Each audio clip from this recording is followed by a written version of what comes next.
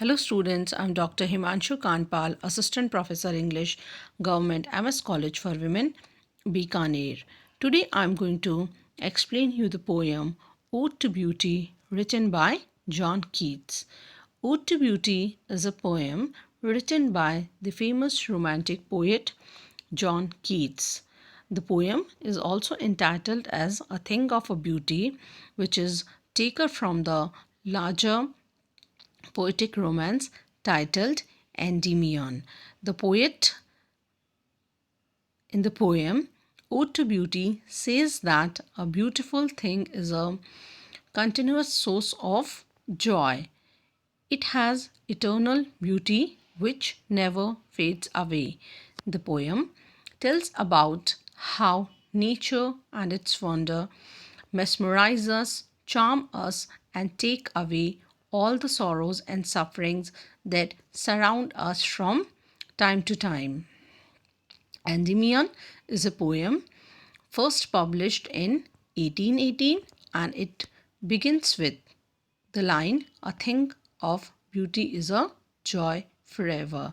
This poem is an extract from the larger poetic romance that is Endymion, and it begins with one of the immortal lines in English literature, A thing of beauty is a joy forever. So in this poem, poet says that a beautiful thing is a source of endless joy. It has eternal beauty which never fades away. The writer, in the beginning lines of the poem, says that a thing of a beauty is a joy forever. Its loveliness increases. It will never pass into nothingness, but still will keep a bower quiet for us and a sleep full of sweet dreams and health and quiet breathing. The poet says that beauty stays forever. A beautiful thing is a continuous source of joy for every human being. Its loveliness increases, it will never pass into nothingness. It never fades away. Rather, with the passing of the time, the the beauty the beauty never goes off with the passing time. Rather, it beautifies more and more. For the poet, beauty is like a beautiful shady tree. Beautiful shady tree, bower. Bower is a shady place under trees or climbers, but still will keep a bower quiet for us. Beauty is like a beautiful shady tree under whose shade all the creatures can sleep peacefully, and a sleep full of sweet dreams and health and quiet breathing. Under whose shade all the creatures can sleep peacefully and enjoy good health. So, in these lines, the poet is of the view that a beautiful thing is a constant source of joy for living things on earth, and its loveliness is going to increase day by day. It is never going to fade away. It will keep a, it is the thing of a beauty, it is going to keep a shady, it is like a beautiful shady tree under whose shade all the creatures sleeps, and it gives a kind of a peaceful sleep which is full of sweet dreams and health. It is such a source of health and quiet breathing, because one finds solace, one finds peace in such company. The poet in these lines make use of alliteration, that is, there is a use of consonant sound at the start of two words which are close in series, that is sleep and sweet. Then there is the poet makes use of metaphor. A metaphor is compares two similar things by saying that one of them is the other. In the lines A bower, quiet for us, he makes use of metaphor. Calmness of the bower is compared to the calming effect of a beautiful thing. Therefore, on every morrow are we reading. Reading means weaving. Morrow means tomorrow. Reading means weaving a ring of leaves or flowers, a flowery band to bind us to the earth, spite of despondence, dejection of the inhuman dearth of noble natures, of the gloomy days, of all the unhealthy and overdarkened ways made for our searching. Yes, in spite of all, some shape of beauty moves away the pall from our dark spirits. In these lines, the poet says that it is the beauty which fills us with the spirit to live.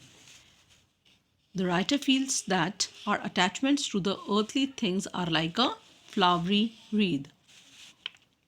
They are the traps which bind us to the materialistic things and keeps us away from eternal happiness.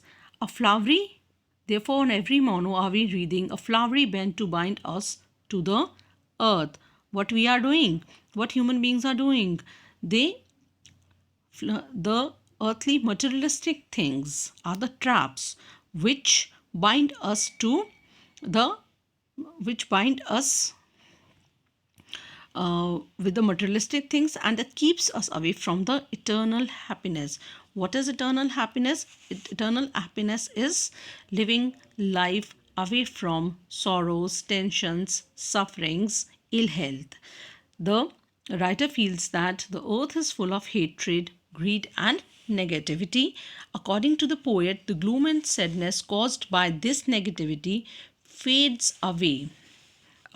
Spite of despondence, dejection of the inhuman dearth, the writer feels that the sadness caused by this negativity fades away with the positivity or the positive vibes of the beautiful things that surround us. Spite of despondence of the inhuman dearth of noble natures, of noble natures of the gloomy days, of all the unhealthy and overdarkened ways made for our searching. Yes, in spite of all, some shape of beauty moves away the pall. It is the beauty which builds the desire us to live through these sad and sorrowful moments and cruel people around us. So here the poet wants to convey the idea that without beauty the earth will be full of inhuman people's sad and gloomy moments. It is the beauty which is created by God, which helps us to remove the which sadness from our hearts. It of noble natures of the gloomy days. It of all the unhealthy and over darkened ways made for our searching. Yes, in spite of all, some shape of beauty moves away the pall. Pall means it is a kind of a cover or a veil. If we have an eye to appreciate the beautiful things of nature, we all know that the earth is full of inhuman things, or we can say the earth is full of inhuman deeds that are committed by people. Day after day, what we are doing, we are running after the materialistic things of life, and these materialistic things never give satisfaction to human beings. It is if we want to keep ourselves away from the gloomy things, the gloomy people, or the uh, unhealthy attitude of people, what we have to do, we have to uh, grow inside us that love for nature which provides us with peace and satisfaction. And it is our eye to see, and it is our ability to appreciate the beautiful things of nature which is going to ultimately remove our unhappiness, or we are going to We are never going to feel sorrows from our dark spirits. From our dark spirit, it all means that, like, the writer feels that death is an inevitable part of our lives. Ill health also, if we sadness, sorrow, this is all part of lives. But what we have to do, we have to cultivate the habit of appreciating the beauty, because beauty is never going to, beauty in the beautiful things, they are never going to fade away, and ultimately it is only going to give us solace and satisfaction. We are going to live a healthy life if we remain close to the beautiful things of nature or anything that we come across, such the sun, the moon. Okay, there is a use of literary devices in the poem, that is anaphora. It is use of same words in the two consecutive lines of noble natures and of all the unhealthy. Then there is a use of alliteration, use of consonant sound at the start of two words which are close in series. B in band, N in noble nature, and S in some shape. Then there again poet make use of metaphor, wreathing a flowery band. It means the beautiful things of our life bind us to the earth. Then the poet makes use of imagery. It is he creates a sensory effect of beautiful things lined up in the string, a flowery band to bind us.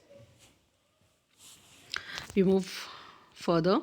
Such the sun, the moon, trees old and young, sprouting a shady boon for simple sheep, and such are daffodils with the green world they live in, and clear rills that for themselves a cooling covert make against the hot season, the mid forest break.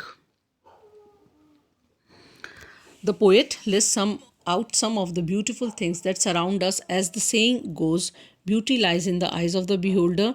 He says that the numerous creations of God, like the sun, which gives us energy, the moon's beauty, the trees, which gives us shade, are the natural beauties that surround us. It is only that we should have an eye to appreciate it. The various animals, like the sheep that surround us, make our world lively. The pretty flowers, like daffodils, make the world green and lively. The flowing streams, small streams or rills, are the small streams of rivulets. The flowing streams of water cool and refresh us in the hot summer season. The forests, which are full of pretty musk rose flowers, are a beautiful sight to the eyes. All these are the things of beauty. So here the poet describes the beautiful things which are present on earth. These are sun, moon, trees, flowers, and the rivers.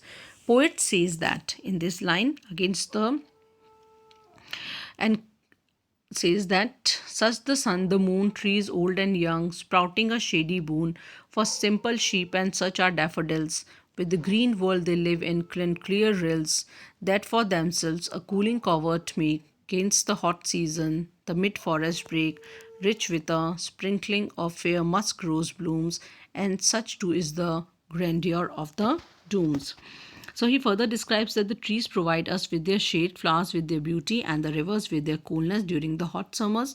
All of these are the beauties of nature, which are like a boon for us. Here we have read the poem till the mid forest break. Again, the poet makes use of alliteration in the lines, like in sprouting shady, simple sheep, and in cooling covert. Then there is imagery of trees giving shade, sprouting shady boon, and daffodils with the green world they live in, and clear river streams. Then there is a use of antithesis, that is the opposite words that are placed together in the words like old and young. Then we move on to the further lines. Rich with a sprinkling of fair musk rose blooms, and such too is the grandeur of the dooms we have imagined for the mighty dead. all lovely tales that we have heard or read, and endless fountains of immortal drink pouring unto us from the heavens brink. Grandeur, it means magnificence or high rank or socially important. Mighty means enormous. Immortal means never dying. Brink means edge or bank. Doom means fate.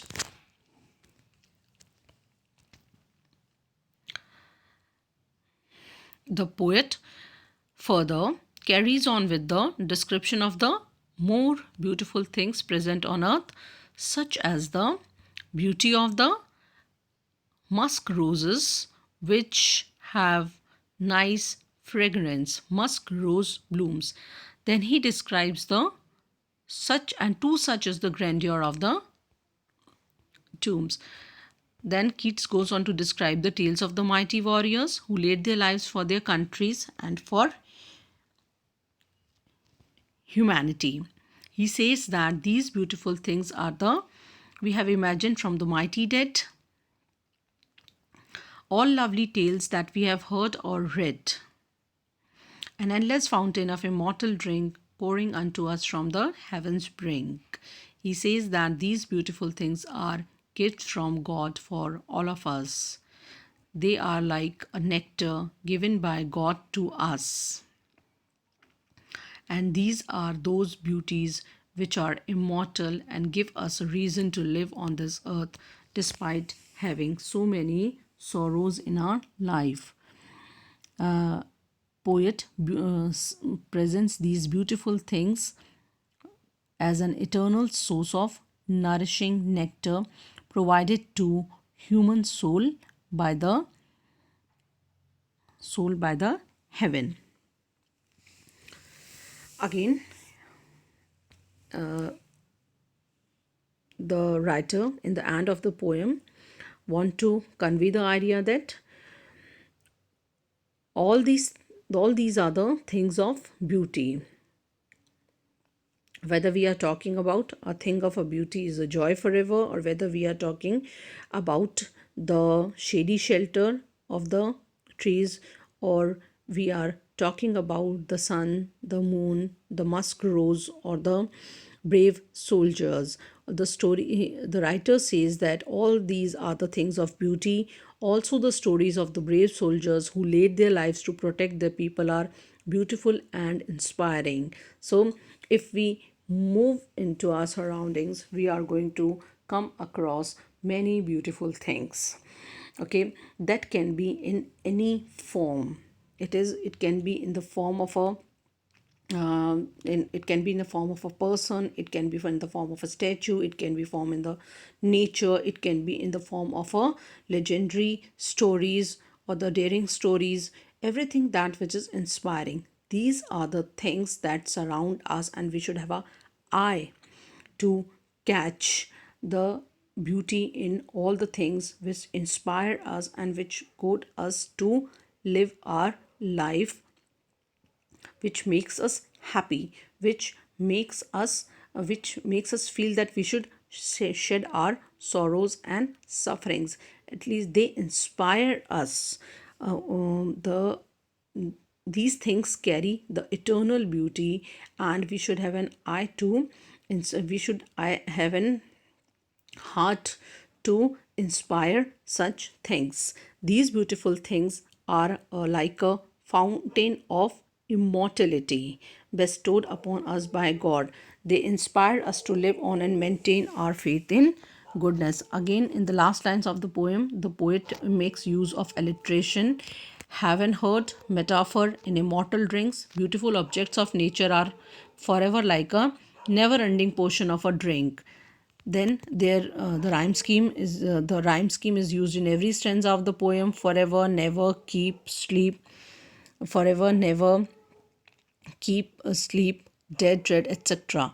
Imagery, again in the last stanza, bushes full of musk roses, books describing valor of the fighters, God providing us with best things, pouring from the heavens brink. This is all about the poem Ode to Beauty, that is written by John Keats. So, Keats is one of the greatest poet of his generation who have united the free inspiration of romanticism with the formal principles of the school of the past. Okay, this is all about the poem Ode to Beauty, written by one of the great poets, John Keats. Thank you.